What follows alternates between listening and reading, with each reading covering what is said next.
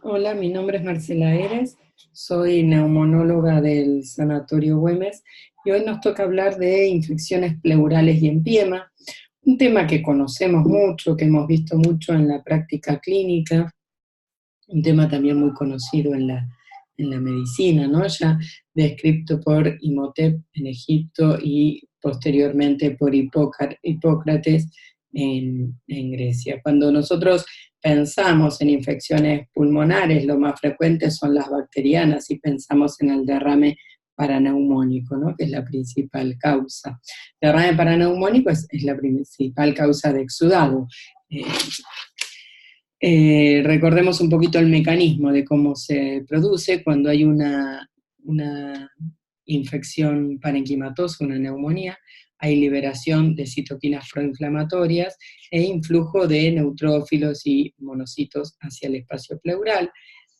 Eh, las citoquinas proinflamatorias aumentan este influjo celular, esto hace que aumente la permeabilidad pleural y se acumule líquido en el espacio pleural, que habitualmente es un espacio virtual, ¿no? Este desarrollo de un líquido estéril es lo que llamamos derrame paraneumónico simple. Puede ocurrir, por mecanismos que no están bien dilucidados, que haya una traslocación bacteriana desde el parénquima pulmonar hacia el espacio pleural. La colonización, la infección del espacio pleural no solamente se produce a partir de una neumonía por contigüidad, sino también que se puede producir a distancia, aun cuando no hay un foco neumonológico, solamente encontrarse un derrame pleural, y esa transmisión es por vía hemática. Bueno, cuando las bacterias están en el espacio pleural, hay una replicación bacteriana, una actividad de los neutrófilos que llevan a aumentar la producción de ácido láctico, dióxido de carbono, con la consiguiente disminución del pH, disminución de la glucosa, con altos niveles de LDH. Todas estas son características, como vamos a marcar más adelante, de lo que es un derrame paraneumónico complicado de una infección pleural. Bueno, esta actividad bacteriana y de los neutrófilos lleva a la supresión de la actividad fibrinolítica y por consiguiente depósito de fibrina formando septos, engrosamiento pleural, ¿no? Bueno, y así es como entonces se formó una infección en el espacio pleural, y lo importante de esto, de diferenciar entre un derrame pleural estéril, es decir, no infectado, y un infectado complicado, es porque el tratamiento es distinto. La cavidad infectada tiene que ser drenada más allá de los antibióticos, y esto, el drenaje precoz, es lo que nos va a dar, va a tener influencia en el pronóstico. Los datos que les voy a comentar son de Estados Unidos. Aproximadamente por año se internan 1 millón de pacientes por neumonía. De estos pacientes que se internan, entre un 20 y un 40% van a desarrollar derrame paraneumónico. Entre los pacientes que desarrollan derrame paraneumónico, un 5 a 10% desarrollarán empiema. ¿Sí? El empiema tiene una mortalidad alta, 15 a 20%, que es aún mayor cuando los pacientes tienen otras comorbilidades. Y lo que se ha visto es que la prevalencia del empiema va en aumento. En la era pre-antibiótica se estima que la prevalencia de empiema era del 5%, con la aparición y el uso de los antibióticos, hacia mediados del siglo XX comienza a disminuir esta prevalencia hasta un 2%, y a partir de los años 90 nuevamente se incrementa y sigue aumentando la prevalencia. ¿A qué se atribuye este aumento? Bueno, por un lado a la mejoría de los estudios por imágenes que nos permiten detectar más casos de derrames pleurales, y por otro lado también a pacientes que tenemos una población con pacientes más añosos, con enfermedades crónicas, situaciones que aumentan el riesgo, y a las campañas de vacunación antineumocóxica, que ha permitido la emergencia de serotipos más virulentos que favorecen la formación de empiema. Cuando uno tiene un derrame pleural en el contexto de un cuadro infeccioso, siempre lo debe punzar, porque es la única forma de comprobar si este derrame pleural está infectado y requiere drenaje, o si puede ser tratado con antibiótico. La recomendación entonces es punzar a todos los derrames pleurales en contexto de un cuadro infeccioso séptico, siempre que tenga más allá de 10 milímetros de separación. La punción, las guías recomiendan hacerlo siempre bajo guía ecográfica, ¿sí?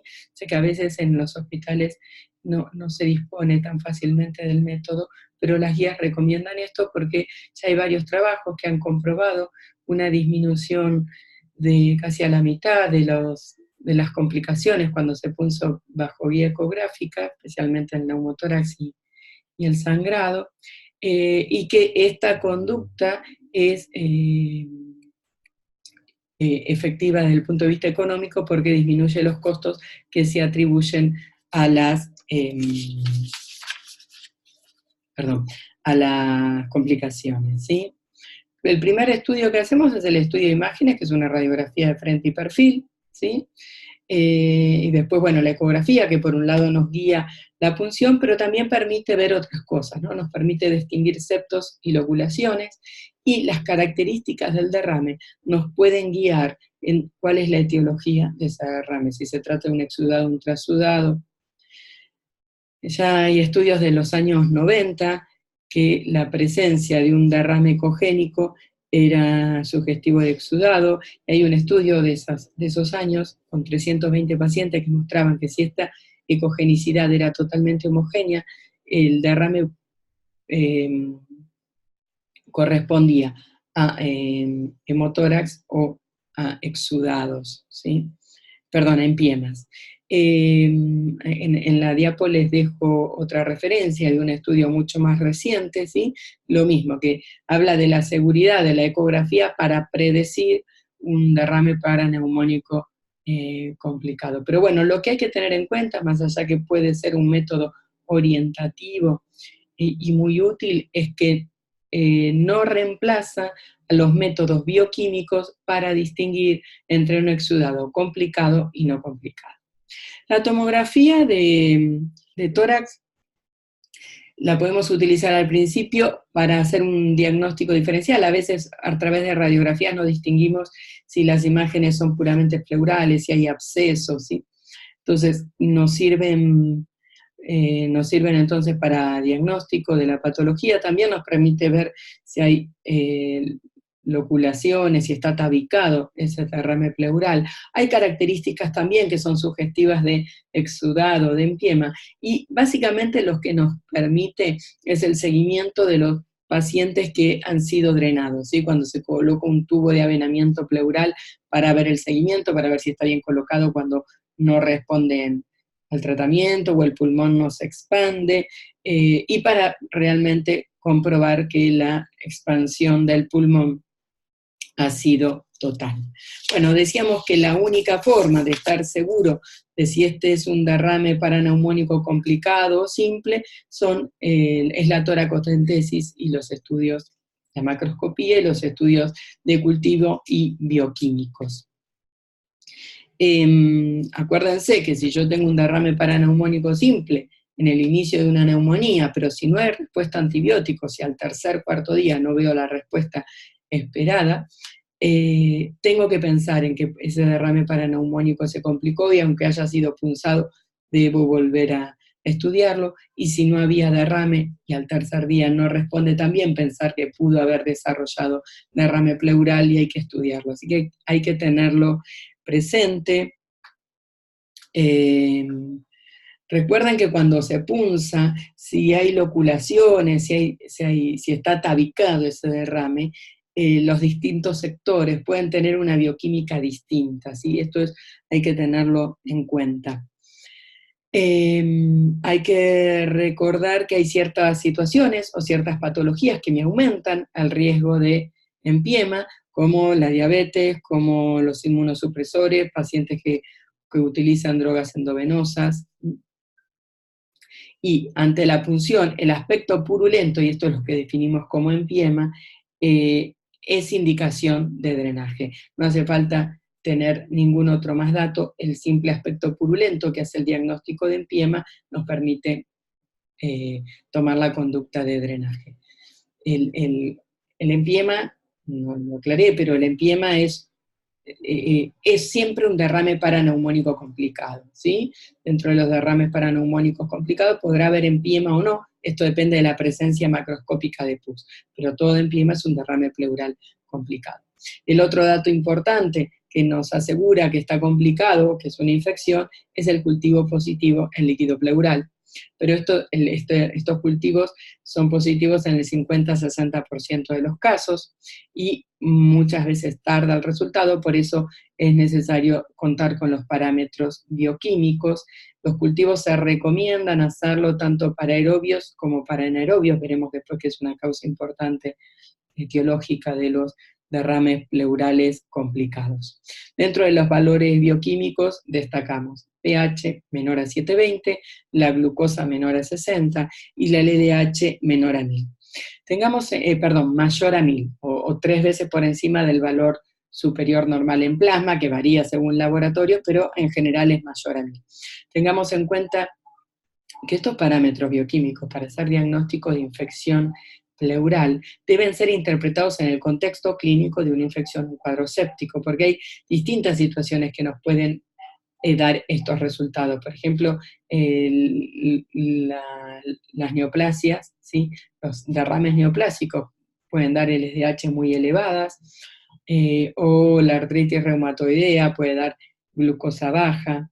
Recordar que en los diabéticos puede estar elevada la glucosa en líquido pleural. Y con respecto al pH, que es el valor bioquímico más seguro, hay que tener en cuenta el procesamiento. El pH debe ser procesado rápidamente y no puede medirse con cintas reactivas, sino que tiene que ser con las máquinas para medir gasometría. Algo recomendado es siempre hacer hemocultivo, porque si bien no nos diagnostica un derrame paraneumónico complicado, suelen ser positivos en el 14% de estas situaciones, y entonces nos puede ayudar a tener un diagnóstico etiológico más acertado. Se han intentado otros marcadores para identificar derrame pleural complicado,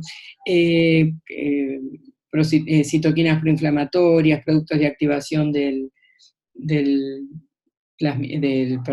complemento, factor de necrosis tumoral, y la verdad que no han dado buenos resultados. El mejor resultado se dio en la PCR, que generalmente está accesible y no es un estudio caro, pero bueno, no es superior al pH. Este cuadrito que les estoy mostrando acá es un trabajo con más de 3.000 toracocentesis de un grupo español, y muestra algo que hayan mostrado otros trabajos, que el mejor parámetro por sí solo es el pH menor a 720. Se han intentado predictores de riesgo de mortalidad, porque dijimos que era una patología con alta mortalidad, y se han intentado predictores de riesgo. El que fue validado es el de RAPID, que por sus siglas se refiere a función renal, edad, aspecto purulento del líquido, fuente de la infección, ¿sí? Que se refiere a si es una infección intrahospitalaria o extrahospitalaria, y factores dietéticos, que en realidad es la nutrición, dietarios, perdón, es la nutrición, y lo que se mide es la albúmina, ¿sí? Y este score predice la mortalidad a los 3 meses, se hace un rango de 0 a 7, ¿sí? La categoría más alta, 5 o 7 puntos, tiene un 30% de probabilidad de muerte a los 3 meses. Si bien este score predice mortalidad, no ha generado cambios en la conducta clínica quirúrgica en la vida cotidiana. Bueno, otros factores pronósticos para estos pacientes son las comorbilidades, ¿no? la edad, decíamos, ser adulto mayor. En los adultos a veces es más difícil encontrarlos, generalmente hay mayor incidencia, uno piensa que es porque es más difícil encontrarlos, se encuentran tardíamente, y un poco está relacionado con los cuadros clínicos más solapados. Y otra causa de mayor mortalidad, decíamos, es las infecciones intrahospitalarias. Fíjense que en este grupo que fue hecho, fue publicado en el 2006 en el Blue Journal, la mortalidad entre los pacientes que adquirieron el empiema en forma intrahospitalaria es casi del 50%, comparado con un 17% en los pacientes con infecciones extrahospitalarias. Tengamos en cuenta que en general la mortalidad de las neumonías es mayor entre pacientes que desarrollan derrame paraneumónico que entre los pacientes con neumonía sin derrame. Pero entonces, la edad, si es intra o extrahospitalario, las comorbilidades, acuérdense que son factores que nos van a marcar el pronóstico. Bueno, con respecto a la etiología, también es importante saber si el origen de la infección es intrahospitalario o extrahospitalario. Obviamente esto depende del área geográfica, ¿sí? Va a depender del lugar, cuando hablamos de infecciones intrahospitalarias de la institución, pero en general en las publicaciones hay bastante acuerdo, ¿sí? En las formas adquiridas en la comunidad, el germen más frecuentemente aislado de los líquidos pleurales infectados es el estreptococo, casi un 50% de los casos, y le sigue en frecuencia los anaerobios en un 20%. Hubo estudios que utilizaron el método de amplificación del ADN para detectar anaerobios, y en esos estudios el número de anaerobios que se encontraban en los derrames pleurales llegaban a casi un 70%. Digo, es un dato importante para tener en cuenta. En cambio, en las formas intrahospitalarias, lo más frecuentes es el Staphylo aureus, meticilino resistente, y adquieren más importancia los gram negativos, especialmente el E. coli, el Enterobacter y la Pseudomonas. Recordar los anaerobios, que suelen dar cuadros más insidiosos, con mucha pérdida de peso, con mucho compromiso del estado general, pero menos agudos, ¿sí? Y que generalmente suelen estar asociados a mala higiene dental o a neumonías aspirativas. Bueno, y por último hablaremos del tratamiento. El tratamiento del derrame pleural complicado tiene varias patas, ¿no? El antibiótico, debemos tener cobertura antibiótica tanto para aerobios como para anaerobios, en las formas, y tener en cuenta los gérmenes de la región, ¿no? En las formas adquiridas en la comunidad se recomienda asociar una cefalosporina tercera a metronidazol, por ejemplo, o directamente una aminopenicilina asociado a un inhibidor de beta-lactamasas. La duración ideal del tratamiento antibiótico en estos casos no ha sido establecida, está relacionada con el drenaje, con la posibilidad de drenar, ¿no? Debe ser suspendido una vez que se drena el líquido, y se estiman entre 2 a 6 semanas, 3 a 6 semanas de tratamiento antibiótico. Algo importante en estos pacientes es mantener en un estado nutricional adecuado, a veces puede ser necesario alimentación enteral como soporte. Acuérdense que la disminución de la albúmina era un factor de mortalidad, y la profilaxis de las trombosis, porque en estos pacientes está elevada el riesgo de sufrir de una tromboembolismo de pulmón. Bueno, dijimos que todo derrame pleural complicado debe drenarse, ¿sí? El tema es cómo. Clásicamente se han usado tubos de avenamientos pleurales de diámetro grande, pero bueno, hay muchísimos trabajos que muestran que se pueden usar pequeños de 12, 14 French. No está estandarizado qué tipo de derrame se beneficiaría con uno o con otro. Los expertos dicen que los de menor calibre suelen taparse más, pero entonces, bueno, en esos casos sugieren hacer lavados frecuentes para evitar que se tape. Con respecto a los fibrinolíticos, hay muchísimos trabajos sobre fibrinolíticos, pero no hay una recomendación segura, estricta, inequívoca de cuándo se debe o no usar fibrinolíticos. La guía británica sobre el tratamiento del derrame pleural complicado, que es del 2010, decía que no había indicaciones precisas o no fallidas o indiscutibles del uso de fibrinolíticos. Pero posterior a esta guía hubo un estudio muy importante, que es el MIS-2, que usó DNasa y inhibidor plasminógeno, activador tisular de plasminógeno intrapleural, combinando los dos, el activador tisular de plasminógeno y la DNasa, porque estudios previos habían usado estreptoquinasa sin buenos resultados. Bueno, en este estudio hay un buen resultado, tanto clínico, que es estadísticamente significativo, mejorando el drenaje y disminuyendo la estadía hospitalaria, y además hay una reducción en la mortalidad, no en la mortalidad, en el requerimiento de intervención quirúrgica a los 3 meses. Posterior a este estudio se hacen otros estudios, también con buenos resultados, pero es difícil comparar las poblaciones, no siempre se miden los mismos resultados, entonces tampoco nos permite que los expertos puedan dar una indicación precisa o clase 1 del uso de fibrinolíticos. Algunos grupos los utilizan, DNA y el activador tisular del plasminógeno, los utilizan en forma combinadas en pacientes que tendrían indicación de cirugía pero que no son candidatos quirúrgicos, o ya cuando ven loculaciones, pero esto queda a criterio de los expertos. Y cuando realizar cirugía, sea por VATS o por toracostomía, es algo que se deberá discutir con los cirujanos de tórax. Obviamente todo el enfoque del tratamiento del derrame pleural complicado es un trabajo activo entre el clínico, el neumonólogo y el especialista el cirujano, ¿no? Pero cuándo realizarla dependerá. Hay grupos que actúan más precozmente y que de acuerdo a las características del derrame hacen cirugías precoces.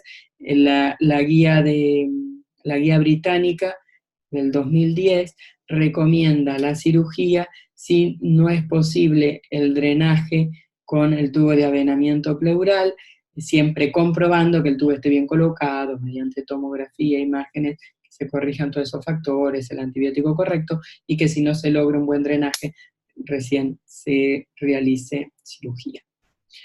Bueno, esto es todo, espero que les haya sido útil. Y bueno, cualquier cosa tienen el mail del curso como para poder comunicarse y realizar preguntas. Muchas gracias.